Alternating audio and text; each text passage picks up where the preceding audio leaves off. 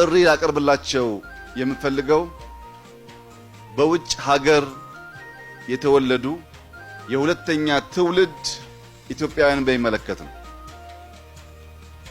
ሁለተኛው ትውልድ ኢትዮጵያውያን ከሚቀጥለው ሳምንት ጀምሮ ከታህሳስ 20 እስከ መስከረም 20 በሶስት ዙር ወደ ሀገራቸው እንዲመጡ ተጋብዘዋል።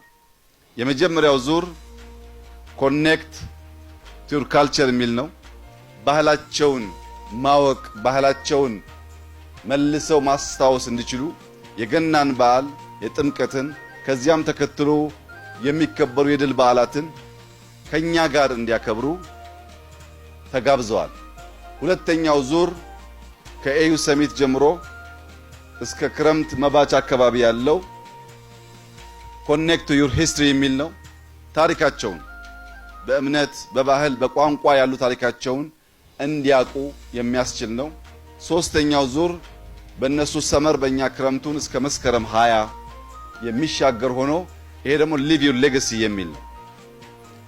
ባህላችሁንና ታሪካችሁን ካወቃችሁ ሪኮኔክት ካደረጋችሁ በኋላ ሕፃናትን በማስተማር በማልበስ ችግኝ በመትከል በክረምት ስራ በመሳተፍ በትውልድ አገራችሁ ሌጋሲያችሁን ተው የሚል ነው። ይሄ ግብዣ ዝም ብሎ ባዶ ግብዣ አይደለም።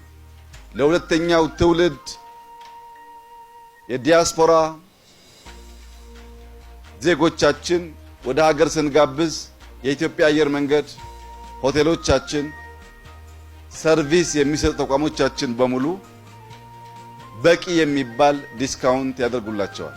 ከትኬት ጀምሮ በአጠቃላይ ጉዟቸው ለምሳሌ ጨበራ የሚያርፉ ከሆነ ኖርማል ከሚከፈለው ሲግኒፊካንት የሆነ ገንዘብ በዲስካውንት እንዲያገኙ ይደረጋል።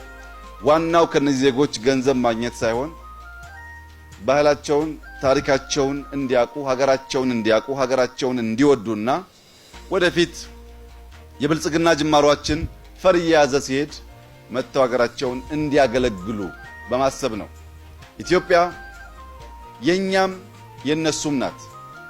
በሩቅ በሚሰሙት በሩቅ በሚወራው ስለ ኢትዮጵያ በቂ ግንዛቤ ማግኘት ስለማይችሉ የሚወራው እውነትም ይሁን ውሸት መጥተው ኤክስፒሪየንስ እንዲያደርጉ፣ መጥተው እንዲያዩ፣ በራሳቸው መንገድ እንዲያረጋግጡ የኢትዮጵያ መንግስትና ሕዝብ ይጋብዛቸዋል።